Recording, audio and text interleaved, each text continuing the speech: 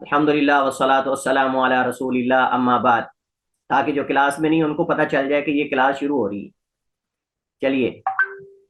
तो हमारा मौजू चल रहा है कि मुहद्दिसीन की जो असानीद हैं, अइम्मा की अहादीस जो उन्होंने अपनी किताबों में दर्ज की हैं, उस पर जो उन्होंने एतराज़ किया, वो कहते हैं कि ये संदें जो है वो जोड़ी हुई हैं और ये बाद में अपने अपने मज़हब की तक़वियत और तईद के लिए जो है वो लोगों ने बना ली हैं। दलील इसकी ये है कि दूसरे तराज पर हम पहुंचे थे कि मुअत्ता इमाम मालिक, अर रिसाला इमाम शाफी की, इस तरह की कई किताबें जो कदीम हैं, आइम्मा ने लिखी हैं, उनके अंदर आधी आधी संदें हैं। यानी वो कहते हैं काला अनस मसलन, काला उर्वा, अन उर्वाता, अन आयशा रज़ियल्लाहु तआला अन्हा। अब इमाम शाफी और इमाम उर्वा के दरमियान जो है वो बहुत ज़्यादा फासला है, कई एक दरमियान में वास्ते हैं। इसी तरह इमाम मालिक हैं, तो इमाम मालिक जो हैं उनके दरमियान भी, सहाबी के दरमियान कई वास्ते हैं और वो सहाबी से बयान करते हैं बलागनी कदा। तो कहते हैं कि ये सारी संदें बाद में मुहद्दिसीन बुखारी मुस्लिम वगैरह दीगर लोगों ने गढ़ के ऊपर लगा दी और पूरी सनद बना दी। यानी आप अगर मुअत्ता इमाम मालिक में देखें तो इमाम मालिक कह रहे हैं बालागानी, मुझे ये खबर पहुंची है और सिर्फ दो वास्ते हैं।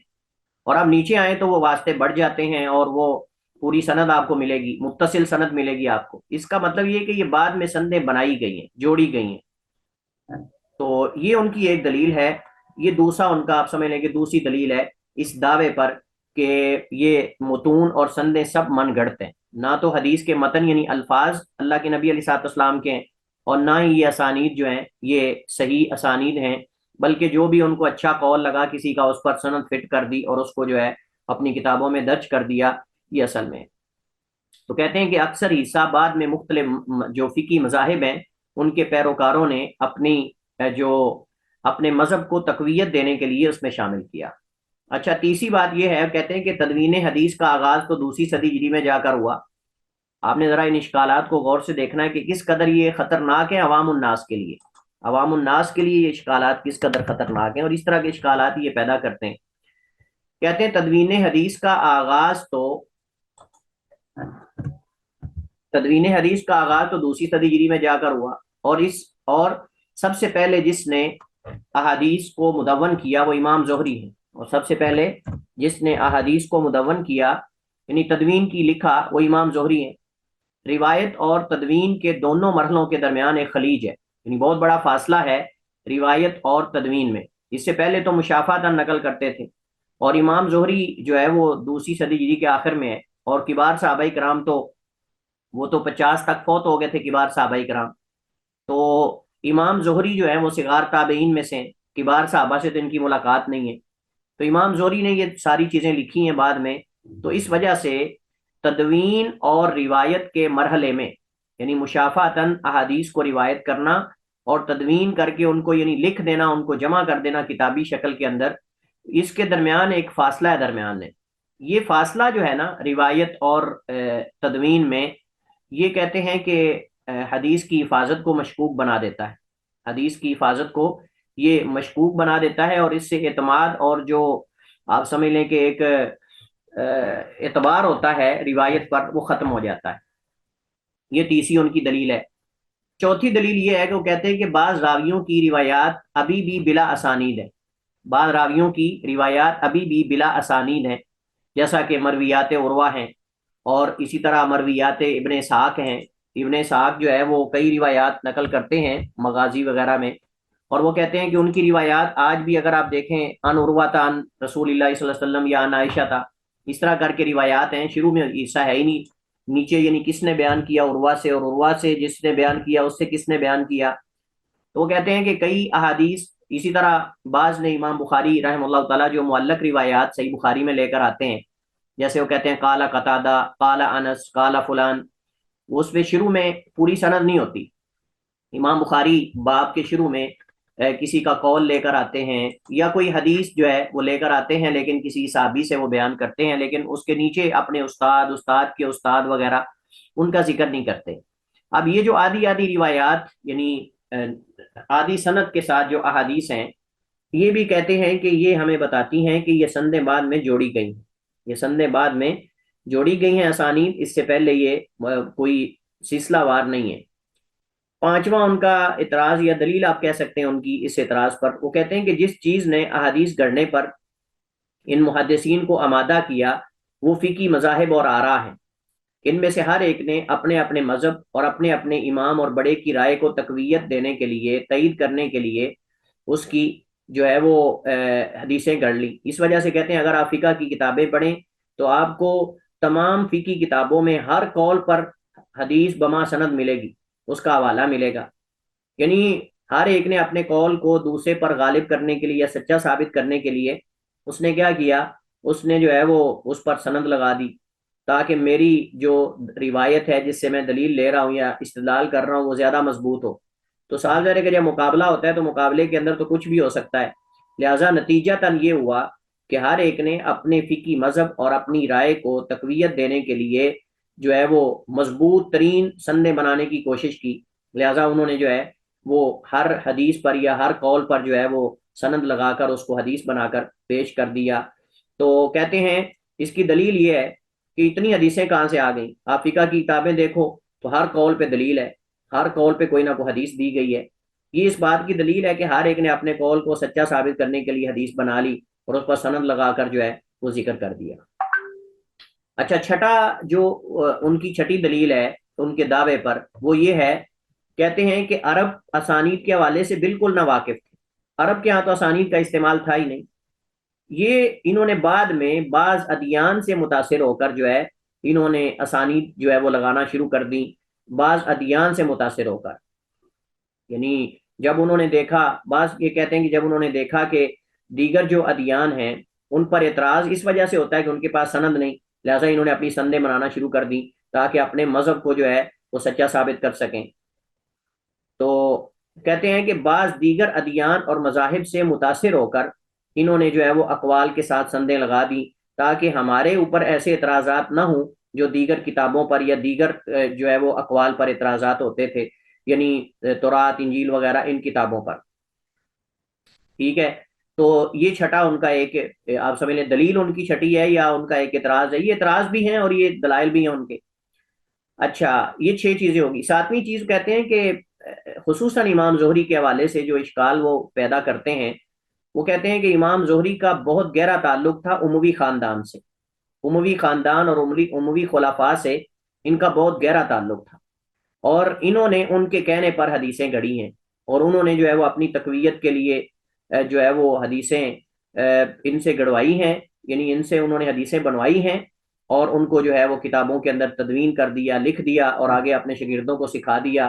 تو گویا کہ نعوذ باللہ امام زہری رحم اللہ ان کے بقول جو ہیں وہ سرکاری ملا تھے، اور انہوں نے جو خلفائے بنی امیہ تھے انہوں نے ان کو خریدا ہوا تھا اور ان کو پیسے دے کر ان سے حدیثیں گڑواتے اور اس پر سندیں لگوا دیتے تھے، اور پھر اس کے اوپر یعنی باقاعدہ وہ عمر عبدالعزیز رحم اللہ تعالیٰ وغیرہ اور ان کا نام لے کر کہتے ہیں کہ انہوں نے ان کو کہا کہ تم حدیثیں لکھو، یعنی حدیثیں لکھوانے کا کام بھی ان سے کروایا گیا، اور یہ سارا جو آپ سمجھ لیں کہ کردار ہے وہ کہتے ہیں کہ یہ بنو امیہ کو جاتا ہے، اور یہ بنو امیہ نے ساری حدیثیں گڑوائی ہیں۔ پتہ نہیں، اللہ جانتا ہے، میں حیران ہوں کہ بنو امیہ سے بڑی تکلیف ہے لوگوں کو۔ آپ جانتے ہیں کیوں بنو امیہ سے تکلیف ہے؟ ہاں جی، حضرت امیر معاویہ کی وجہ سے؟ نہیں، حضرت معاویہ رضی اللہ تعالیٰ عنہ بذاتی ہی ان کو ان سے تکلیف نہیں ہے، لیکن اکثر آپ دیکھیں گے اکثر مستشرقین سب سے زیادہ جس پہ وہ یعنی تان کرتے ہیں وہ بنو امیہ ہے۔ اس کی وجہ کیا ہے؟ رافضہ ہیں تو بنو امیہ پہ اعتراض کرتے ہیں، اور یہ ہیں تو بنو امیہ پہ، اصل میں یہ جو اعتراض انہوں نے کیا ہے نا، بنو امیہ نے حدیثیں گڑوائی اور ان محدثین سے، یہ اصل میں انہوں نے رافضہ سے لیا ہے۔ ہم نے آپ کو یاد ہو کہ نہ یاد ہو، یاد ہونا چاہیے، میں نے آپ کو بتایا تھا شروع میں جب مستشرقین کے ہم نے شبہات اور ان کا تعارف شروع میں پڑھا تھا نا، تو آپ کو یاد ہے میں نے لکھا تھا کہ ان کی غلطی کی سب سے بڑی بنیادی وجہ کیا ہے کہ انہوں نے جن کتابوں پر اعتماد کیا ہے یا تو وہ کتابیں ہمارے ہاں معتمد نہیں ہیں، یا انہوں نے شیعہ اور رافضہ کی کتابوں پہ اعتماد کیا ہے۔ میں نے آپ کو شروع میں یہ ذکر کیا تھا، میں نے بتایا تھا کہ ان کا زیادہ تر اعتماد جو ہے ان کتابوں پر ہے جن پر ہمارا اعتماد ہی نہیں، لہٰذا جب ان کتابوں پر ہمارا اعتماد ہی نہیں ہے تو پھر وہ ہمارے خلاف حجت کیسے بن سکتی ہیں؟ اب یہ اکثر شبہات اور اس طرح کے اعتراضات جو ہے انہوں نے رافضہ کی کتابوں سے لیے، اور انہوں نے ان سے اب یہ اعتراض ان سے لیا گیا ہے، وہ کہتے ہیں کہ انہوں نے بنو امیہ نے جو آل بیت کی فضیلت میں حدیث تھیں اور جو صحابہ کے خلاف تھیں ان کو ختم کروا دیا، اور جو صحابہ کے فضائل میں تھیں یا ان کے قریب قریب رہتے تھے ان کو انہوں نے جو ہے وہ احادیث ان سے بنوا کر وہ کتابوں کے اندر لکھوا دی، پیسے دے کر ان سے، اور اس طرح کی اصل میں یہ ان سے چیز لی گئی ہے، ٹھیک ہے۔ تو اب بنو امیہ سے اصل تکلیف کیوں ہے ان کو، اصل مسئلہ یہ ہے، وہ تکلیف ان کو یہ ہے کہ بنو امیہ کے دور کے اندر جو فتوحات ہیں بہت دور تک گئی ہیں، اور ان کو یورپ کو تو بہت زیادہ تکلیف ہے ان سے۔ آپ دیکھیں کہ اندلس تک فتح ہو چکا تھا، ارمینیا، اندلس، اذربائیجان حضرت عثمان کے دور کے اندر یہ فتح ہو، اس کے بعد کئی ایسے علاقے جو ہیں خوارزم اور یہ بڑے بڑے دور تک ترک جو علاقے ہیں، ترک کے بھی، یہ سارے ان کے زمانے کے اندر فتح ہوئے۔ آپ دیکھیں بنو عباس کے دور کے اندر اتنی فتوحات نہیں ہوئی، چند ایک گنتی آپ ہاتھوں پہ گن سکتے ہیں کہ ان کے دور میں فتوحات ہوئی ہیں۔ اکثر اسلامی فتوحات جو ہیں وہ بنو امیہ کے دور میں ہوئی ہیں، اکثر اسلامی فتوحات حضرت اب آپ دیکھیں یورپ میں دوسرے لفظوں میں اگر یہ کہوں، یورپ میں اگر مسلمان داخل ہوئے ہیں نا تو اس کا آغاز حضرت معاویہ رضی اللہ تعالیٰ عنہ کے دور حکومت سے ہوا ہے۔ قسطنطنیہ ان کے دور میں فتح ہوا، اور قسطنطنیہ آغاز تھا یورپ کا، یعنی یورپ کے اسلام میں ان علاقوں کے داخل ہونے کا، فتوحات کا، یورپی فتوحات کا ہی آغاز تھا۔ آپ دیکھیں اس کے بعد پھر جناب علاقے آگے نکلتے گئے، کہاں تک گیا اسلامی سلطنت، کہاں تک گئی، اندلس سے بھی آگے سندھ تک پہنچ گئی، سندھ تک یعنی ایشیا تک، آپ اندازہ لگائیں، تو تکلیف تو ہوگی نا پھر، صاف ظاہر ہے۔ لیکن میں نے اس دن بھی آپ کے سامنے ذکر کیا تھا کہ بنو عباس اور بنو امیہ کی خلافت میں جو نمایاں چیز ہے وہ یہ ہے کہ بنو امیہ کے زمانے کے اندر اس قدر بدعات اور خرافات نہیں جنم لیا جس قدر بنو عباس کے دور کے اندر بدعات اور خرافات عام ہوئی۔ دوسرے لفظوں میں اگر یہ کہا جائے کہ عموماً من حیث المجموع زیادہ اگر نقصان مسلمانوں کا ہوا ہے تو بنو عباس کے دور کے اندر ہوا ہے۔ بنو امیہ کے دور کے اندر مسلمانوں کا اسلامی فتوحات بڑی ہیں اور مسلمانوں کا فائدہ ہوا ہے، احادیث لکھی گئی، تدوین ہوئی، علوم مدون ہوئے، اور علمی کام بہت زیادہ ہوا ہے، علمی بھی ہوا ہے اور فتوحات بھی بہت زیادہ ہوئی۔ گویا کہ وہ ایک دو واقعات ان کے زمانے کے اندر ایسے ہو گئے جن کی وجہ سے بعض لوگ ان کے پیچھے ہی پڑ گئے، وگرنہ میں اگر یہ کہوں کہ بنو امیہ کا زمانہ سنہری زمانہ ہے، خلفائے راشدین کے بعد بنو امیہ کا دور یہ سنہری دور ہے، اس کے اندر علم لکھے گئے، علوم مدون ہوئے، کتابیں مدون ہوئی، احادیث مدون ہوئی، تاریخ مدون ہوئی، اس کے اندر جو ہے وہ باقاعدہ فتوحات، بے تحاشا فتوحات ہوئی، بے تحاشا فتوحات۔ اور اس کے علاوہ آپ دیکھیں کہ اندلس کے اندر جو مسلمانوں نے یعنی ثقافتی اسلامی ثقافت کے آثار چھوڑے ہیں وہ بھی ان کے دور کے ہی ہیں۔ اور پھر جو عبد الرحمن الداخل تھا جو کہ بنو امیہ کا ہی ایک فرد تھا، جو وہاں سے بھاگا جب بنو عباس نے ان سے یہ خلافت چھینی اور ان کے زوال کا وقت ہوا، تو اس نے جا کر دوبارہ اندلس کے اندر پھر اپنی حکومت قائم کی، اور وہ کئی 100 سال تک اس کی اولاد میں چلی، ایک عرصے تک رہی، اور اس نے بہت وہاں کام کیا۔ آپ دیکھیں جامعہ قرطبہ جو ہے، جامعہ قرطبہ کی تعمیر اور اسی نے شروع کروائی تھی، اس کی اولاد نے پھر آگے 3 خلفاء نے یا بادشاہوں نے مل کر اس کو مکمل کیا تھا، اور وہ آج بھی ایک شاہکار ہے مسلمانوں کا جو یورپ کے اندر آج بھی موجود ہے۔ تو بہرحال یہ تکلیف کی وجہ ہو سکتی ہے، اور یہ ان کا رائٹ بنتا ہے، تکلیف برداشت یعنی محسوس کرنا، تکلیف محسوس کرنا ان کا یہ رائٹ بنتا ہے، لیکن مسلمانوں کا رائٹ نہیں بنتا کہ وہ ان کی تکلیف پر جو ہے وہ ان کا مداوع کریں اور ان کے ساتھ ان کے کھڑے ہو جائیں کہ جی تمہاری واقعی تکلیف بڑی جو ہے وہ اپنی جگہ پر ہے، اور ہم بھی تمہارے ساتھ ہیں، اور یہ واقعی بڑے خراب تھے بنو امیہ، اور یہ غلط لوگ تھے۔ اور تو میں بات کر رہا تھا کہ وہ جو ایک دو واقعات ہوئے ہیں یزید کے دور کے اندر، اصل میں انہوں نے بنو امیہ کو زیادہ جو ہے وہ بدنام کیا ہے، یعنی حضرت حسین رضی اللہ تعالیٰ عنہ کی شہادت کا واقعہ، اسی طرح جو ہے وہ مدینہ پہ جو پتھراؤ ہوا تھا، واقعہ ہررا، یہ ایک دو واقعات ہیں جس کی وجہ سے لوگ بنو امیہ سے اس قدر جو ہے وہ نفرت کرتے ہیں، وگرنہ یہ بہت سنہری دور مسلمانوں کا ہے، اور یہ عروج کا دور تھا مسلمانوں کے۔ اور لشکر بس چل سو چل، اسلامی لشکر بڑے بڑے سپہ سالار، اور آپ دیکھیں کہ کہاں کہاں تک پہنچے ہیں۔ اچھا جی، 8ویں ان کی دلیل وہ کہتے ہیں کہ ائمہ تو کئی لاکھ احادیث یاد کرنے کا دعویٰ کرتے ہیں جبکہ کتب حدیث میں اس کا نصف بھی نہیں ہے، کئی لاکھ احادیث یاد کرنے کا دعویٰ کرتے ہیں جبکہ کتب حدیث میں اس کا نصف بھی نہیں ہے۔ وہ کہتے ہیں یہ اس بات کی دلیل ہے کہ یہ سب گپے ہیں اور یہ سب لگائی ہوئی چیزیں ہیں، ایسی کوئی بات نہیں، اتنی حدیثیں کہاں سے آ گئیں، یہ گھڑ کے بھی اتنی تم بنا سکے ہو تو اتنی لاکھ حدیثیں۔ کہتے ہیں امام بخاری رحمہ اللہ تعالیٰ کے بارے میں جیسے کہ کہا جاتا ہے کہ انہوں نے 6 لاکھ احادیث میں سے اپنی صحیح کا انتخاب کیا، تو باقی کہاں ہے؟ اگر اتنی احادیث تھی تو باقی کہاں ہے؟ اس حوالے سے بھی وہ یعنی ایک بطور دلیل کے یہ چیز پیش کرتے ہیں۔ 9ویں دلیل وہ کیا دیتے ہیں؟ 9ویں دلیل یہ دیتے ہیں، کہتے ہیں کتب ستہ، موطا مالک اور دیگر کتب سنن وغیرہ میں موجود اکثر احادیث تلمود سے ماخوذ ہیں۔ تلمود کا مطلب کیا ہے؟ آپ کو یاد ہے تلمود؟ کسی کو یاد ہے تلمود کیا ہے؟ عیسائیوں کی کتاب نہیں، یہودیوں کی کتابوں کا نام تھا تلمود۔ ہاں جی، تو ہم نے کہا تھا کہ تلمود جو ہے اس کے اندر 2 حصے تھے، ایک متن تھا اور ایک شرح تھی، ایک متن تھا اور ایک شرح تھی، اس کے اندر تعلیمات ہیں ان کی۔ تو کہتے ہیں کہ ان کتابوں کا اکثر حصہ جو ہے وہ تلمود سے ماخوذ ہے، ان کتابوں کا اکثر حصہ جو ہے وہ تلمود سے ماخوذ ہے، لہذا پتہ چلتا ہے کہ یہ سندیں بنائی گئی ہیں اور یہ متون وہاں سے لے کر اوپر سندیں لگا کے ان کتابوں کے اندر درج کر دی گئی ہیں۔ بہرحال اس طرح کی گپیں اگر لگانی ہوں تو پھر یہ 9 کیا اس سے زیادہ بھی بن سکتی ہیں، اور انہوں نے بنائی ہیں، لیکن یہ میں نے اختصار سے آپ کے سامنے ان کی گپیں جو ہیں وہ میں نے آپ کے سامنے یہاں لانے کی کوشش کی ہے۔ اب ہم چلتے ہیں جی ایک ایک کر کے کوشش کرتے ہیں کہ ایک ایک کر کے ان کے ہم جوابات بھی جاننے کی کوشش کریں۔ سب سے پہلی بات تو یہ ہے ان کا یہ کہنا کہ سند کا استعمال بہت متاخر ہوا ہے، بہت بعد میں جا کے ہوا ہے، ہم اس کو تسلیم نہیں کرتے، کیونکہ جو تثبت اور تحقیق کا آغاز ہے روایت کے، اس کا آغاز تو کبار صحابہ کرام کے عہد سے ہو گیا تھا۔ کبار صحابہ کرام کے عہد سے اسناد کے بارے میں تثبت اور احتیاط جو ہے یہ تو قرآن کے اندر موجود ہے۔ یا ایھا الذین آمنوا ان جاءکم فاسق بنبأ فتبینوا ای فتثبتوا، یہ معنی اس کا ہے کہ جب تمہارے پاس کوئی فاسق خبر لے کر آئے تو اس کی تحقیق کرو۔ قرآن نے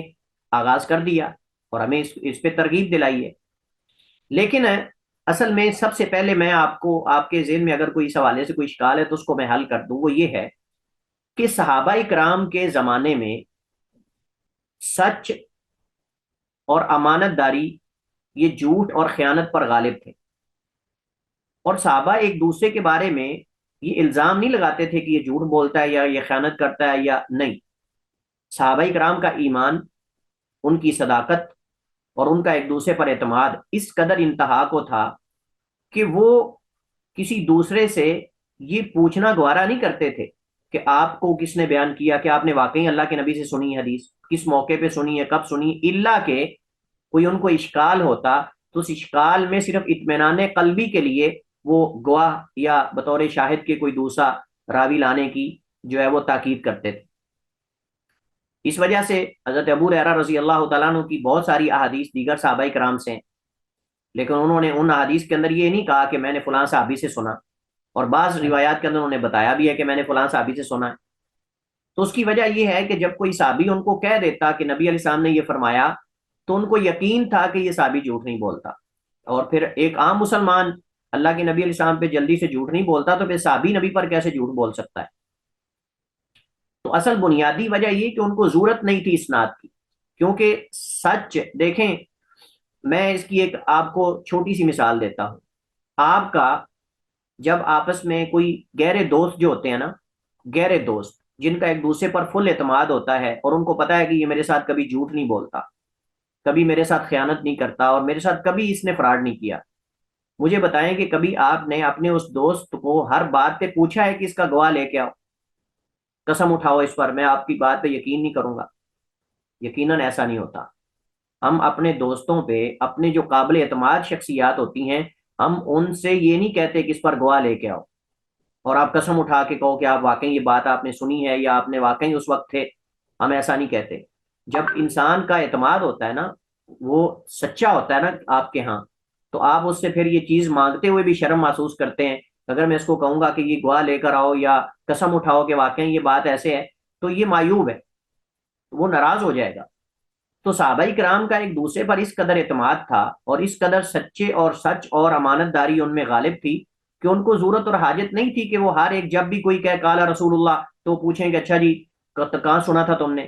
کوئی اور صحابی لے کر آؤ جو بتائے کہ واقعی تم نے سنا تھا اللہ کے نبی سے اور اس نے بھی سنا تھا۔ اس کی وجہ یہ ہے کہ جو ہے وہ سچ اور امانت داری غالب تھے جھوٹ اور خیانت پر۔ ہاں بعض ایسے مواقع ہیں کہ جن میں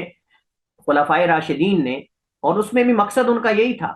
کہ وہ لوگوں کو اس بات کی تاکید کریں کہ اس کو بالکل آپ نے نظر انداز نہیں کرنا کہ آپ بالکل ہر ایک کی بات کو ایسے لے لیں، بلکہ انہوں نے گویا کہ اس فن کی بنیاد رکھی، انہوں نے گویا کہ اس فن کی بنیاد رکھی ہے تاکہ امت کی رہنمائی کریں کہ آپ نے روایات کی تحقیق میں کیا کرنا ہے، آپ نے روایات کی تحقیق میں کیا کرنا ہے۔ تو دیکھیں یہ ان کا کہنا کہ سند، یعنی سند کا معنی حوالہ ہے، میں آپ کو بار بار یہ کہہ رہا ہوں، سند سے مراد پوری سند نہیں، یعنی اس وقت صحابہ کرام تک سند کیا تھی؟ اللہ کے نبی تھے، یا ایک صحابی بیچ میں آ سکتا تھا، یہی آ سکتا تھا نا، یہ سند تھی۔ اب کبار صحابہ کرام نے کچھ ایسے واقعات ہمیں ملتے ہیں کہ انہوں نے احتیاطاً بعض سے سند مانگی ہے،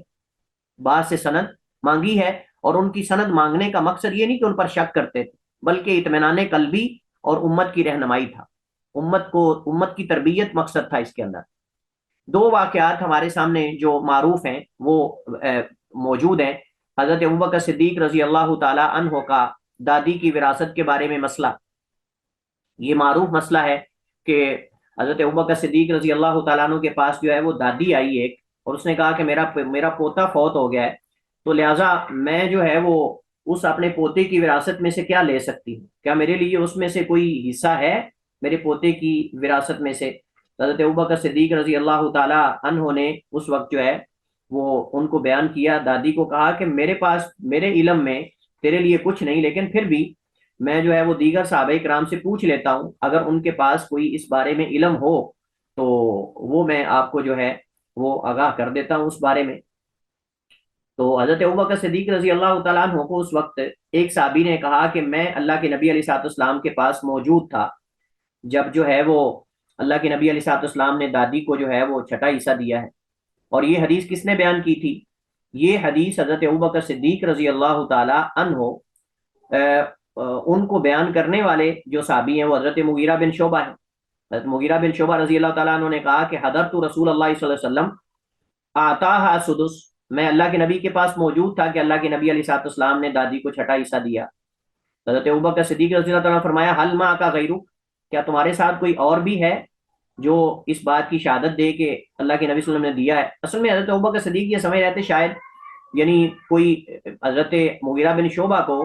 اس واقعے کو سمجھنے میں یا اس کے اندر کوئی مطلب کہ غلط فہمی ہو سکتی ہے، ہو سکتا ہے دادی نہ ہو یا وہ ماں ہو، یا یعنی صرف اس معاملے کے اندر تعین کے اندر وہ تاکید چاہتے تھے۔ تو حضرت ابوبکر صدیق رضی اللہ تعالیٰ عنہ نے کہا حل ما کا غیرک، کیا تمہارے ساتھ کوئی اور ہے؟ تو فقام محمد بن مسلمہ، تو محمد بن مسلمہ جو ہے وہ کھڑے ہوئے، اور انہوں نے جو ہے وہ کھڑے ہو کر کہا کہ، تو حضرت محمد بن مسلمہ رضی اللہ تعالیٰ عنہ کھڑے ہوئے اور انہوں نے اسی طرح خبر دی جیسے حضرت مغیرہ بن شعبہ رضی اللہ تعالیٰ عنہ نے یہ خبر دی۔ تو حضرت ابوبکر صدیق رضی اللہ تعالیٰ عنہ نے اس حکم کو نافذ کروایا اور دادی کو چھٹا حصہ جو ہے اس کے پوتے کی وراثت میں سے دیا، اور یہ موطا امام مالک وغیرہ میں اور دیگر کتب حدیث میں یہ اس کی سند اور حدیث موجود ہے۔ اسی طرح حضرت عمر رضی اللہ تعالیٰ عنہ کا مسئلہ استئذان کے اندر واقعہ معروف ہے کہ حضرت ابو موسیٰ اشعری رضی اللہ تعالیٰ عنہ ان کی طرف سے بلائے گئے تھے، حضرت عمر کی طرف سے ان کو ملنے کا کہا گیا تھا۔ حضرت ابو موسیٰ اشعری رضی اللہ تعالیٰ عنہ جب حضرت عمر کے گھر میں آئے تو انہوں نے دروازے پر دستک دی، 3 دفعہ دستک دی لیکن کوئی جواب نہ آیا تو واپس چلے گئے۔ تو جب حضرت عمر رضی اللہ تعالیٰ عنہ نے دوبارہ ان کو جو ہے وہ بلایا تو انہوں نے کہا کہ میں نے تمہیں بلایا تھا۔ حضرت ابو موسیٰ اشعری رضی اللہ تعالیٰ عنہ جو ہے انہوں نے کہا کہ میں تمہارے گھر میں آیا تھا اور 3 دفعہ میں نے اجازت طلب کی لیکن آپ نے اجازت نہیں دی آنے کی، تو میں واپس لوٹ گیا۔ اور نبی علیہ الصلوۃ والسلام نے فرمایا کہ اذا استأذن احدکم ثلاثا فلم یؤذن له فلیرجع، کہ جب تم میں سے کوئی 3 دفعہ گھر میں داخل ہونے کی اجازت طلب کر لے اور اسے اجازت نہ دی جائے تو واپس چلا جائے۔ تو حضرت عمر رضی اللہ تعالیٰ عنہ آپ کو پتہ ہے جلالی طبیعت ہے، اور ان کو تعجب یہ ہوا کہ یہ حدیث میرے علم میں کیوں نہیں، تو کہنے لگے واللہ لتقیمن علیہ بینہ، کہ تم اس پر جو ہے وہ دلیل لے کر آؤ گے، تم اس پر جو ہے وہ دلیل لے کر آؤ گے۔ اور بعض روایات میں وَإِلَّا لَأَفْعَلُ بِكَ كَذَا وَكَذَا، وگرنہ میں تیرے ساتھ فلاں فلاں معاملہ کروں گا، دھمکی بھی مل گئی۔ حضرت ابو موسیٰ رضی اللہ تعالیٰ عنہ بڑے پریشان ہوئے کہ ایک تو حدیث میں نے بیان کی اور اوپر سے دھمکی بھی مل گئی ہے، تو اب کوئی گواہ لانا پڑے گا۔ تو اب باگے باگے مسجد نبوی میں آئے اور کہا کہ کیا صحابہ کرام بیٹھے ہوئے تھے، پوری مجلس لگی ہوئی، تو کہا تم میں سے کسی ایک نے یہ حدیث سنی اللہ کے نبی علیہ الصلوۃ والسلام سے؟ حضرت ابی بن کعب رضی اللہ تعالیٰ عنہ بولے، انہوں نے کہا واللہ لا یقوم معک الا اصغر القوم، ہم آپ کے ساتھ گواہی کے طور پر سب سے چھوٹا ہم میں سے جائے گا، اور حضرت عمر کو جا کے بتائے گا کہ یہ حدیث تو چھوٹوں کو بھی پتا ہے، امیر المومنین یہ روایت تو چھوٹوں کو بھی پتا ہے، بچوں کو بھی، آپ کو اگر پتا نہیں تو کہتے ہیں حضرت ابو سعید خدری کہتے ہیں فَكُنْتُ أَصْغَرَ الْقَوْمِ، تو میں ان میں سے چھوٹا تھا، فَقُمْتُ مَعَهُ، تو میں حضرت ابو موسیٰ کے ساتھ گیا، حضرت عمر کو جا کر خبر دی، اور یہ متفق علیہ حدیث یعنی بخاری مسلم کے اندر موجود ہے۔ تو حضرت عمر رضی اللہ تعالیٰ عنہ نے پھر حضرت ابو موسیٰ کو کیا فرمایا، یہ الفاظ اصل میں انہوں نے کہا کہ اما انی لم اتہم کا، کہ اے ابو موسیٰ میں نے تجھے کوئی یعنی تیرے اوپر تہمت نہیں لگائی، اور نہ میں تمہیں کوئی یعنی تمہارے بارے میں شک کرتا ہوں، ولیکن خشیتو، یہ بڑی اہم بات ہے، ولیکن یا ولیکنی، لیکن خشیتو میں ڈر گیا ہوں، ان یتقول الناس علی رسول اللہ، کہ لوگ اللہ کے نبی پر بہتان بازی اور جھوٹ نہ باندھیں، اللہ اکبر، ولیکن خشیتو ان یتقول الناس علی رسول اللہ، اور یہ صحیح مسلم میں، یہ الفاظ صحیح مسلم ہے، پہلی بخاری مسلم کی ہے اور یہ صحیح مسلم کے الفاظ ہیں کہ اما انی لم اتہم کا ولیکن خشیتو ان یتقول الناس علی رسول اللہ، کہ اے ابو موسیٰ میں تجھے متہم نہیں سمجھتا، یعنی کوئی میں نہیں سمجھتا کہ تم جھوٹ بولنے والے ہو یا کوئی ایسی بات ہے یا امانت دار نہیں ہو، لیکن صرف میں نے اس وجہ سے یہ آپ سے شہادت طلب کی ہے یا شہادت لانے کا کہا ہے تاکہ لوگ اللہ کے نبی پر جھوٹ نہ باندھیں۔ اس کا مطلب کیا ہے؟ خلیفہ راشد سیدنا عمر رضی اللہ تعالیٰ عنہ اس فن کی بنیاد رکھ رہے ہیں، فن روایت کی اور اسناد کی، اور اس کی تاکید کر رہے ہیں، اور یہ تثبت اور تحقیق کرنے کے لیے انہوں نے کیا تھا تاکہ دوسروں کو سبق سکھائیں کہ چپ کر کے لوگوں کی باتیں ایسے نہیں لے لینی چاہیے۔ تو اس سے پتہ چلتا ہے کہ یہ جو دعویٰ ہے کہ جی سند کے بارے میں سوال اور سند کا استعمال تو بہت بعد میں جا کے ہوا ہے، تو یہاں تو موجود ہے، اور بھی اس کے واقعات اور بھی ہیں، یہ میں نے صرف دو آپ کے سامنے جو مشہور واقعات ہیں وہ ذکر کیے ہیں، وگرنہ اس کے علاوہ اور بھی کئی واقعات احادیث کے اندر ملتے ہیں، کئی اور واقعات جو ہیں احادیث کے اندر اس بارے میں جو ہے وہ ملتے ہیں۔ لہٰذا خلاصہ یہ ہے کہ سند کا استعمال 3 مراحل سے گزرا ہے، یہ آپ کو معلوم ہونے چاہیے۔ سند کا استعمال 3 مراحل سے گزرا ہے۔ اول، پہلا مرحلہ، اس کو ہم کہیں گے مرحلہ احتیاط اور تثبت، مرحلہ احتیاط اور تثبت، یہ پہلا مرحلہ، جس کے اندر بطور احتیاط کے اور بطور تحقیق کے بعض دفعہ یعنی حدیث کی سند پوچھ لی جاتی تھی، حدیث کی سند جو ہے وہ پوچھ لی جاتی تھی لیکن لازم نہیں تھی، پوچھ لی جاتی تھی لیکن لازم نہیں تھی کہ جب بھی حدیث بیان کریں اس وقت آپ جو ہے وہ سند کے ساتھ بیان کرنے، یہ لازم نہیں تھا، اور اس کی وجہ میں نے آپ کو بتائی، جس کی وجہ یہ ہے کہ اس وقت امانت اور سچ جو ہے یہ غالب تھے جھوٹ اور خیانت پر، اور جھوٹ اور خیانت کا آپ سمجھ لیں کہ استعمال منافقین شاید اور دیگر لوگ کرتے تھے، لیکن مسلمانوں کے اندر اس کا استعمال اس وقت موجود نہیں تھا۔ تو اس وجہ سے اس مرحلے کو مرحلہ الاحتیاط و تثبت کہیں گے۔ احتیاط اور تثبت یعنی تحقیق کے لیے جو ہے وہ سند سوال کیا جاتا تھا لیکن بہت کم تھا، اور یہ کبار صحابہ کرام کا عہد اور زمانہ۔ دوسرا مرحلہ سند کے استعمال کا وہ ہے مرحلہ التاکید، مرحلہ التاکید یعنی تاکید کا مرحلہ۔ اچھا، اس کے بعد پھر سند کی تاکید کی جاتی تھی لیکن لازم نہیں تھی، لیکن اکثر طلب کی جاتی تھی، اور یہ کب ہوا؟ حضرت عثمان بن عفان رضی اللہ تعالیٰ عنہ کی شہادت کے بعد، حضرت عثمان بن عفان رضی اللہ تعالیٰ عنہ کی شہادت کے بعد۔ آپ جانتے ہیں حضرت عثمان بن عفان رضی اللہ تعالیٰ عنہ کی شہادت کی بنیاد بھی ایک جھوٹ تھا۔ جھوٹ کیا تھا؟ کہ ایک جھوٹا خط بنا کر حضرت عثمان بن عفان رضی اللہ تعالیٰ عنہ کی طرف منسوب کر دیا گیا، اور اس کے اندر کچھ بڑے بڑے لوگوں کے نام لکھے ہوئے تھے کہ حضرت عثمان نے ان کے نام لکھ کر کہا ہے کہ ان سب کو قتل کروا دو یا قتل کر دو، یا ایسا کوئی اس کے اندر یعنی ان کے بارے میں لکھ کر حضرت عثمان کی نیچے مہر جو ہے 2 نمبر مہر بنا کر وہ نیچے ان کے لگا دی، اور کہا کہ حضرت عثمان رضی اللہ تعالیٰ نے ان کے قتل کا حکم جاری کر دیا ہے۔ اس کے اندر محمد بن ابی بکر کا نام بھی تھا، حضرت ابوبکر صدیق کے بیٹے جو ابو محمد تھے ان کا نام بھی تھا، اور بھی کئی جن لوگوں کو ان کے خلاف اکسانا چاہتے تھے ان کے نام لکھ دیے، اور جھوٹی مہر بنا کر یعنی 2 نمبر مہر بنا کر اور وہ مصنوعی وہ نیچے لگا دی۔ تو آپ جانتے ہیں کہ یہ مہر جو ہے حضرت عثمان سے جو اللہ کے نبی علیہ السلام کی مہر تھی انگوٹھی، وہ بیر عریس کے اندر گر گئی تھی۔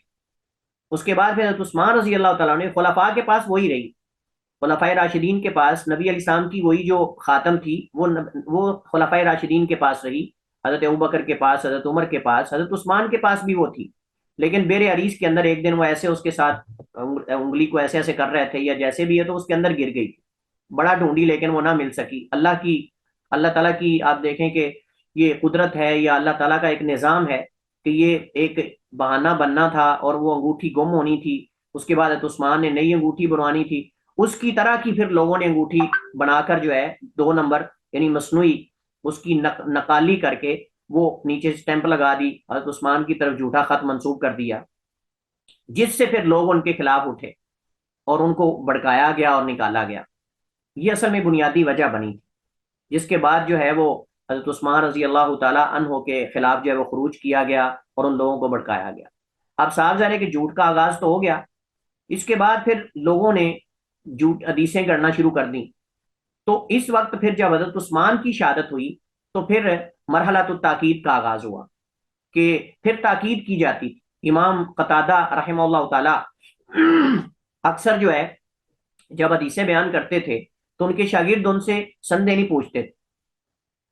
بلکہ بعض دفعہ استاد مجلس کے شروع میں اپنی سند بیان کر دیتا اور پھر وہ ساری حدیثیں حضرت انس کی ایک ہی مجلس کے اندر مثلا بیان کر دیتے، یا جو بھی استاد کے حدیثیں بیان کر رہے ہوتے پہلے سند ذکر کر کے ساری سندیں ذکر کر دیتے۔ امام قتادہ ابن دعامہ سدوسی حضرت انس کے شاگرد ہیں، تابعی ہیں۔ یہ حدیثیں اکثر جب بیان کرتے تھے تو لوگ ان سے سند نہیں پوچھتے تھے، چپ کر کے لکھے جاتے تھے، کیونکہ یا تو ان کے ان کی سند مشہور تھی، یا تو ان شاگردوں کو پتا تھا کہ ان کی سند کیا ہے، یا وہ مجلس کے شروع میں ایک دفعہ بیان کر دیتے اور اس کے بعد تو جب اس حدیث بیان کر رہے ہوتے تو بعض ان کے شاگرد جو ہیں وہ ان سے سند کا مطالبہ کرتے تھے، بعض ان کے شاگرد ان سے سند کا مطالبہ کرتے تھے امام قتادہ سے۔ اس سے پتہ چلتا ہے کہ سند کی تاکید کی جاتی تھی اور بعض ائمہ جو ہے وہ تاکید کرتے تھے سند کی، لیکن اس کے بعد پھر جھوٹ پھیلتا گیا، حتیٰ کہ بعض لوگوں نے جب تابعین کو پتا چلا کہ بعض لوگوں نے نبی کریم علیہ السلام کی حدیث کے اندر بھی جھوٹ بولنا شروع کر دیا ہے، تو چونکہ آپ جانتے ہیں کہ فتنے بڑھتے چلے گئے اور جو گمراہ فرقے ہیں وہ بھی نکل رہے تھے اور نئے نئے لوگ اسلام میں داخل ہو رہے تھے، فتوحات کا سلسلہ وسیع ہوتا چلا جا رہا تھا، اب جھوٹ جو ہے وہ پھیلتا جا رہا تھا، حتیٰ کہ بعض ایسی خبریں ملی تابعین کو کہ کچھ لوگ احادیث میں بھی جھوٹ بول رہے ہیں، اللہ کے نبی علیہ السلام کی طرف حدیثیں گڑ گڑ کے منسوب کر رہے ہیں۔ تو اس وقت پھر ائمہ نے لازم کر دیا کہ اب کوئی بھی حدیث اگر بیان کرے گا تو اس سے وہ حدیث نہیں لی جائے گی جب تک وہ اس کی سند بیان نہ کرے، جب تک وہ اس کی سند جو ہے وہ بیان نہ کرے۔ تو اس کے بعد پھر جو ہے وہ جیسا کہ امام زہری رحمہ اللہ تعالیٰ جب شام گئے، تو امام زہری آپ کو پتا تابعی، اور امام زہری رحمہ اللہ تعالیٰ جب شام گئے تو انہوں نے دیکھا کہ کچھ لوگ جو ہیں وہ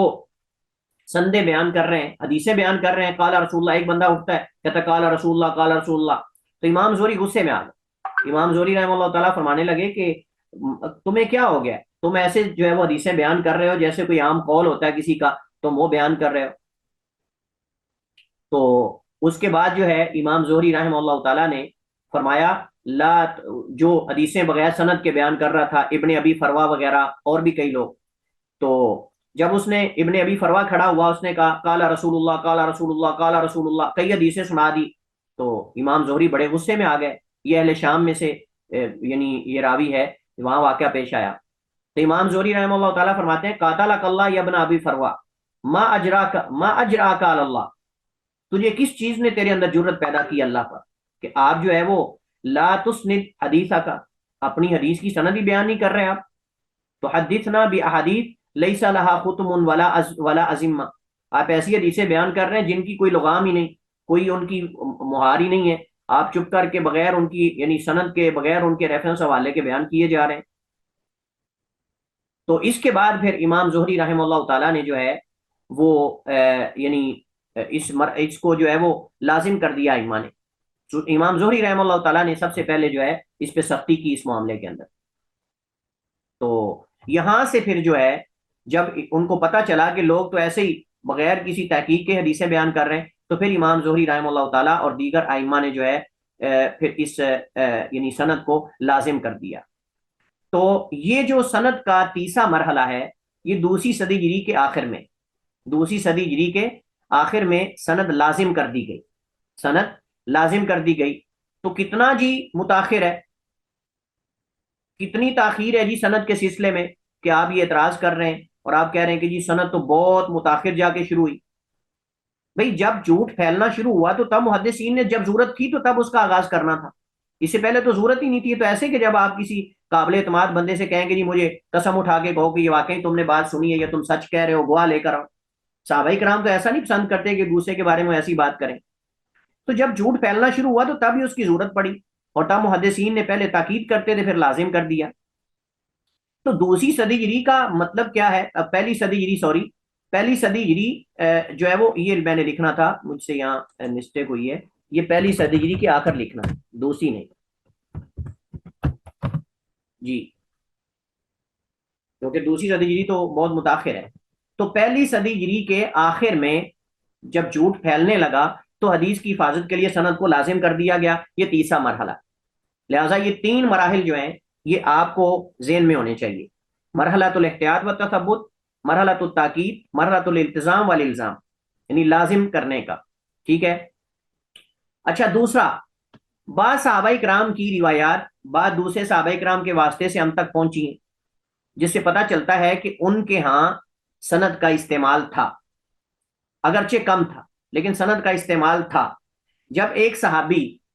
حدیث بیان کرتے ہوئے تابعی کو یہ کہتا ہے کہ یہ حدیث مجھے فلاں صحابی نے بیان کی، اور بعض ایسی حدیثیں بخاری مسلم کے اندر موجود ہیں جن میں دو دو صحابہ ایک دوسرے سے بیان کرتے ہیں، تین صحابی ایک دوسرے سے روایت کر رہے ہیں، تین صحابی، چار کی بھی مثالیں موجود ہیں، چار صحابہ کی بھی ایک دوسرے سے روایت کی مثالیں موجود ہیں اور وہ سند میں موجود ہے۔ ایک صحابی دوسرے سے بیان کرتا ہے، وہ تیسرے سے بیان کرتا ہے، وہ چوتھے سے بیان کرتا ہے، اور وہ بیان کرتے تھے حدثنی فلان، حدثنی فلان، باقاعدہ وہ جو ہے وہ یہ مثالیں بیان کرتے تھے، یہ نہیں کہ ایسی بات یعنی باتیں سنی سنائی باتیں ہیں۔ اور اسی طرح جو ہے تابعین نے باقاعدہ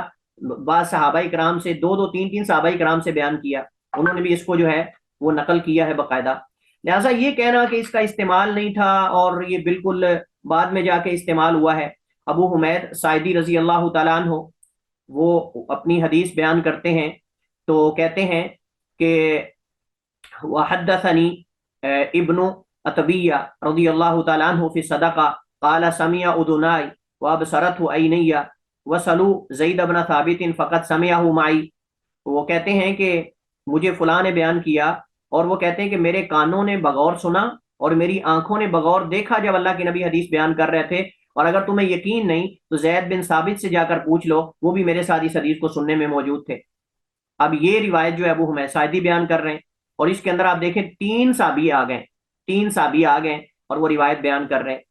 اسی طرح جو ہے وہ عبداللہ بن عباس رضی اللہ تعالیٰ عنہ سے صحیح مسلم کے مقدمے میں امام مجاہد بن جبر روایت کرتے ہیں، کہتے ہیں کہ بشیر العدوی، یہ واقعہ بڑا معروف ہے، بشیر العدوی جو ہے وہ حضرت عبداللہ بن عباس کے پاس آیا اور حدیث بیان کرنے لگ گیا، تو کہنے لگا قال رسول اللہ، قال رسول اللہ۔ عبداللہ بن عباس اس کی طرف توجہ ہی نہیں کر رہے، صحابی رسول ہیں۔ میں آپ کو یہ بتانا چاہ رہا ہوں کہ صحابہ نے بھی بعض مقامات پہ بڑی سختی کی اس معاملے کے اندر۔ اب یہ بشیر ادوی جو ہے، بشیر نہیں بشیر، یہ بشیر ادوی جو ہے عبداللہ بن عباس کی موجودگی میں حدیثیں بیان کر رہے ہیں، اور عبداللہ بن عباس توجہ ہی نہیں کر رہے اس کی طرف، اور نہ اس کی طرف دیکھ رہے ہیں، یعنی اس کو بالکل اگنور اور نظر انداز کر رہے ہیں۔ اس کو بڑا غصہ آیا، کہنے لگا یا ابن عباس مالی لا اراک تسمع لحدیثی، مجھے کیا،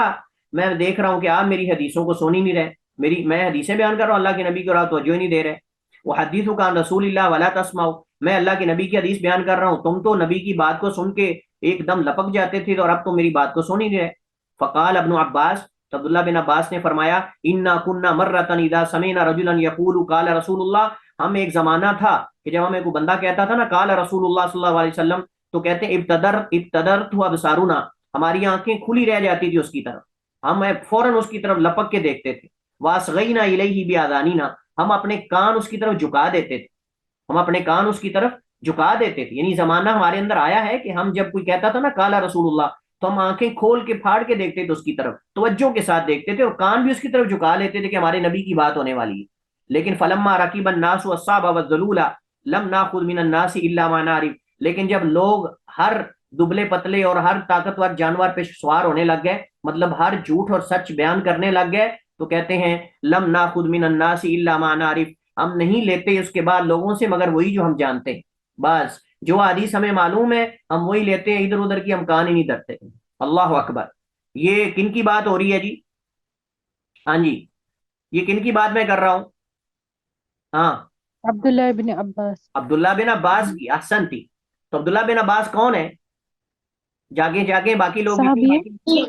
حضرت عباس رضی اللہ عنہ کے بیٹے ہیں. صحابی ہے نا, اور صحابی ہے جی نا, تو کیا یہ جی کہہ جی. رہے ہیں اس کا مطلب سند کا آغاز بہت لیٹ ہوا ہے جا کے. یعنی صحابہ اکرام نے یہ تحقیق شروع کر دی تھی, اور وہ کہاں نہیں دھرتے تھے جو بغیر سند کے بیان کرتا تھا. تو یہ کہتے ہیں کہ جی بہت بعد میں جا کے شروع ہوا ہے. تو اس سے پتہ چلتا ہے کہ اس کی کوئی دلیل نہیں جو یہ بات کر رہے ہیں. اچھا, اس کے بعد تیسری چیز, کئی قدیم کتب ہم تک ایسی پہنچی ہیں جن میں اسانید ہے, جس سے پتہ چلتا ہے کہ سند کا استعمال بہت پہلے کا ہے. مثلا مثال کے طور پر میں نے آپ کو مثال دی تھی صحیفہ صادقہ ہے. اس کے علاوہ عبداللہ ابن مبارک ان کی کتابیں ہیں. اسی طرح جو ہے وہ بصرہ کے اندر, اسی طرح کوفہ کے اندر, مکہ کے اندر باقاعدہ کئی علماء نے بہت پہلے کتابیں لکھی, قدیم کتابیں. صحیفہ امام بن منبے کی میں نے آپ کو مثال دی. تو کئی کتابیں ایسی ہیں جن کی سندیں بہت پہلے کی, بہت پہلے تدوین ہو چکی, حتیٰ کہ موطا امام مالک سے پہلے, موطا امام مالک سے بھی پہلے کئی کتابیں الگ الگ موضوعات پر تصنیف ہو چکی تھی.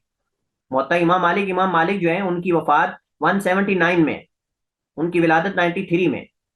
تو آپ دیکھیں کہ اس سے پہلے مکہ کے اندر کئی کتابیں لکھی جا چکی تھی. بصرہ کے اندر باقاعدہ محدثین نے یہ بیان کیا ہے کہ سب سے پہلے مکہ میں کس نے لکھا, سب سے پہلے کوفہ میں کس نے کتاب لکھی, مدینہ میں سب سے پہلے کس نے لکھی, بصرہ میں سب سے پہلے کس نے لکھی. باقاعدہ اس پہ ہمارے پاس اسانید موجود ہیں. تو اس طرح مصنف عبد الرزاق ہے, مصنف ابن ابی شیبہ ہے. موطا امام مالک کے علاوہ اور بھی کئی کتابیں ایسی ہیں جن کی سندیں بہت عالی سندیں ہیں اور بہت قدیم سندیں ہیں. تو یہ کہنا کہ ان کا استعمال بہت لیٹ شروع ہوا تھا, تو پھر وہ سندیں کہاں سے آ گئیں اگر ان کا استعمال لیٹ شروع ہوا تھا؟ تو لہٰذا کئی قدیم کتب ہم تک پہنچی ہیں جن میں اسانید ہے, جس سے پتہ چلتا ہے کہ سند کا استعمال بہت پہلے کا ہے. لہٰذا یہ کہنا کہ سند کا استعمال جو ہے وہ لیٹ شروع ہوا ہے تو یہ باطل ہے. اب ہم آتے ہیں کہ یہ جو مستشرقین کہتے ہیں کہ جی ہمیں تو کئی ایسی حدیثیں ملتی ہیں ان کی آدھی سندیں یا ان پہ سندیں ہیں ہی نہیں. تو آپ کس گھر میں گئے ہو, کس گلی سے گئے ہو, ہمیں یہ بتاؤ پہلے. ہم ان سے پوچھتے ہیں کہ اپنی گلی بتاؤ, کس گلی سے تم وہاں پہنچے. تمہاری گلی تو ہے وہ کتب لغت ہیں, کتب شیعہ ہیں, کتب سیرت ہیں, کتب تاریخ ہیں, کتب ادب ہیں. تمہیں کس نے بتایا ہے اس گلی کا ڈریس؟ ہم نے تو تمہیں بتایا ہی نہیں. ہم نے تو تمہیں اس گلی کا ڈریس بتایا ہی نہیں ہے, نہ اس روڈ کا ڈریس بتایا ہے کہ تم یہاں سے جاؤ گے تو تم سیدھا ڈائریکٹ پہنچ جاؤ گے. ہم نے تو نہیں کہا تمہیں, تم نے خود یہ راستہ اختیار کیا ہے یا کسی تمہیں لگانے والے نے الٹا لگا دیا ہے. تو اب ہمارا اس میں کیا قصور ہے؟ کتب لغت میں تمہیں کس نے کہا ہے کہ آپ کو مسند کتابیں ملیں گی, مسند حدیثیں ملیں گی. کتب سیرت کے اندر آپ کو کس نے کہا ہے کہ آپ کو مسند ساری چیزیں ملیں گی. تاریخ کے اندر آپ کو کس نے کہا ہے, ادب کی کتابوں کے اندر آپ کو کس نے کہا کہ آپ کو سارے اشعار اور یہ سب چیزیں مسند ملیں گی. آپ ہم سے ایڈریس پوچھ لیتے نا تو ہم آپ کو بتاتے کہ آپ حدیث کی مسند کتابوں کی طرف رخ کریں, آپ ان کی طرف کیوں جا رہے ہیں؟ لہٰذا آپ نے فقہ کی کتابیں کھول کے دیکھا, اور فقہ کی کتابوں کے اندر جو ہے تمہیں کس نے کہا ہے کہ فقہا جو ہیں وہ سند کے ساتھ احادیث کا حوالہ دیتے ہیں؟ تمہیں کس نے کہا ہے؟ اب تم نہ حوالہ دے رہے ہو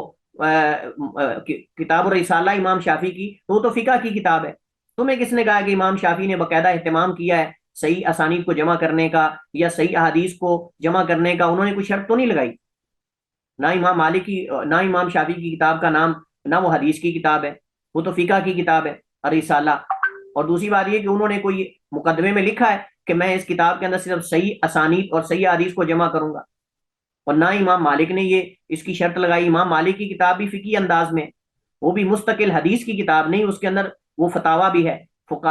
یعنی فقہا کے اقوال بھی اس کے اندر ہیں, تابعین کے اقوال بھی ہیں. تو جب صاحب کے اقوال پر مشتمل ایک فقہی انداز میں لکھی گئی کتاب ہے تو اس کے اندر تو سندیں صاحب ایسی ہوں گی جن کے ساتھ بعض سندیں ناقص ہیں۔ دوسری بات یہ کہ آپ جن سندوں کی بات کر رہے ہو وہ سندیں امام مالک رحم اللہ تعالی تک جیسے پہنچی انہوں نے امانت داری سے اس کو نقل کر دیا، یہ اس کی دلیل ہے، نہ کہ اس کی دلیل ہے کہ انہوں نے گڑ کے کچھ سندیں لگا دی اور کچھ چھوڑ دی۔ یہ اس کی دلیل ہے کہ انہوں نے امانت داری سے جو صحیح پہنچی وہ صحیح نقل کر دی، جو ان کو آدھی پہنچی وہ نقل کر دی۔ اب جن ائمہ نے دوسرے واسطے سے وہ احادیث نقل کی انہوں نے اس کو پورا کر دیا، امام مالک تک جیسے پہنچی انہوں نے اس کو نقل کر دیا۔ تو یہ کوئی دلیل نہیں ہے کہ تم فقہ کی کتابوں سے، ادب کی کتابوں سے، لغت کی کتابوں سے تم لے کے آ کے دلیل تم کہو کہ جی اس کے اندر تو سندیں ایسی ہیں، اس کے اندر یہ ہے، اس کے اندر وہ ہے، یہ تمہاری دلیل نہیں بن سکتی۔ لہٰذا اگر تم نے حوالہ دینا ہے تو وہ آپ ایسی کتابوں کا دو۔ باقی رہی بات کہ بخاری مسلم کے اندر جو وہ ہیں کیا اس کو کہتے ہیں معلقات، معلق روایات ہیں، تو وہ امام بخاری کی ہی بخاری کے اندر دوسری جگہ پر وہ جو ہے وہ متصل ہے۔ اب آتے ہیں ہم ان کتابوں میں جن میں بعض ائمہ نے بعض اسانید کو غیر کامل ذکر کیا ہے، اس کا کیا جواب ہے؟ تو اس کا ایک تو یہ ہے کہ بعض ائمہ اختصار کے لیے تاکہ کتاب کا حجم نہ بڑھ جائے، کتاب بڑی نہ ہو جائے یا طول نہ پکڑ جائے، چونکہ وہ کتاب فقہ کی ہے، وہ کتاب کسی اور فن میں ہے، تو انہوں نے اختصار اختیار کرتے ہوئے، اختصار سے کام لیتے ہوئے انہوں نے آدھی سند ذکر کر دی، چونکہ وہ معروف تھی ان کے ہاں، یا تو اختصار کے لیے یا شک کی وجہ سے یا بھول کی وجہ سے انہوں نے جہاں تک یقین سے وہ جانتے تھے وہاں تک انہوں نے یقین سے وہ راویوں کا ذکر کر دیا، جہاں ان کو راویوں کے بارے میں شک تھا انہوں نے اس کو چھوڑ دیا تاکہ دوسرا جو اپنی سند سے اس کو بیان کر لے وہ کر لے۔ یہ بھی ان کی امانت داری ہے کہ یا تو انہوں نے اختصار سے آدھی سندیں ذکر کر دی اور آدھی چھوڑ دی، بعد دوسری جگہ جا کے وہ پوری ذکر کر دیتے ہیں۔ مثلا بخاری میں کئی معلق روایات امام بخاری نے دوسری جگہ متصل ذکر کی ہیں، تو اختصار سے اب ہر جگہ اگر سند دہرائیں گے تو وہ سندیں زیادہ ہو جائیں گی، کتاب کا حجم بڑھ جائے گا۔ تو اس وجہ سے بسا اوقات راوی کو شک ہوتا ہے کہ میں نے اس سے حدیث سنی ہے کہ نہیں، وہ وہاں تک بیان کر دیتا ہے جہاں تک کنفرم ہوتا ہے، آگے وہ چھوڑ دیتا ہے، یہ بھی ایک وجہ ہے آدھی سند ہونے کی۔ اسی طرح بھول جانا یہ بھی ایک وجہ ہے۔ احتیاط یہ ہے کہ جہاں تک وہ صحیح جانتے ہیں احتیاطاً اس کو انہوں نے وہاں تک چھوڑ دیا، آگے بیان نہیں کیا۔ اسی طرح تکرار سے بچنے کے لیے بسا اوقات وہ معلق حدیث یعنی آدھی سند ذکر کر دیتے ہیں، باقی آدھی جو پیچھے کہیں اور وہ روایت کر چکے ہوتے ہیں اس کو چھوڑ دیتے ہیں، یا پھر ان کے ہاں یہ سندیں معلوم تھیں جن کے لیے وہ اس وقت بیان کر رہے تھے، اس وجہ سے انہوں نے معلوم ہونے کی وجہ سے ان کو ذکر نہیں کیا، یہ بھی وجہ ہو سکتی ہے۔ یا پھر یہ ہے کہ ان میں سے بعض کا مذہب ہے، ان میں سے بعض کا یہ موقف تھا کہ وہ مرسل روایات کو حجت بنا سکتے ہیں، مرسل روایات سے حجت لینا ان کے ہاں ہو سکتا ہے بعض ائمہ کے ہاں جائز تھا، تو اس وجہ سے انہوں نے مرسل روایات کو بھی لے لیا۔ تو یہ اکثر ان میں سے جو آپ کہہ رہے ہیں نا کہ آدھی سندیں ہیں، ان میں اکثر دیگر ائمہ اور محدثین کے ہاں ان کے اساتذہ اور شیوخ سے متصل ہم تک پہنچی ہیں، اور جب راوی سکا ہو، ایک دوسرے سے لقاء ممکن ہو اور لقاء ہوا ہو، سنا ہو، سماع کیا ہو، اس کا زمانہ پایا ہو، اس سے ملاقات کی ہو، تو کوئی عادل سکا آدمی جھوٹ تو نہیں بولتا۔ یہ کوئی آپ کے تھوڑے ہی ہیں کہ وہ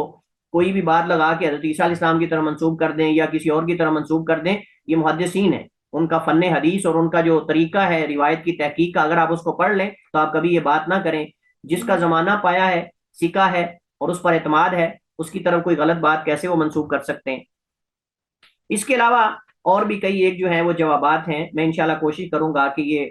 5 کے علاوہ باقی چیزیں بھی کچھ اس کے نیچے ذکر کر دوں۔ اسی پر ہم اکتفا کرتے ہیں، ٹائم اوپر ہو چکا ہے۔ واللہ تعالی اعلم واحکم، وصلی اللہ وسلم علی نبینا محمد وعلی آلہ وصحبہ وسلم۔ آخری بات یہ ہے کہ یہ جو بات کر رہے ہیں نا کہ معلق روایات اور آدھی سندیں ہیں موطا امام مالک وغیرہ میں، ان کی تعداد ان سے پوچھ لیں کتنی ہے، چند ایک گنتی کی ہیں، کوئی بہت زیادہ نہیں ہے وہ کہ وہ کہیں کہ یہ دلیل ہے کہ انہوں نے گھڑی ہوئی ہیں یا ایسی باتیں۔ السلام علیکم ورحمۃ اللہ وبرکاتہ۔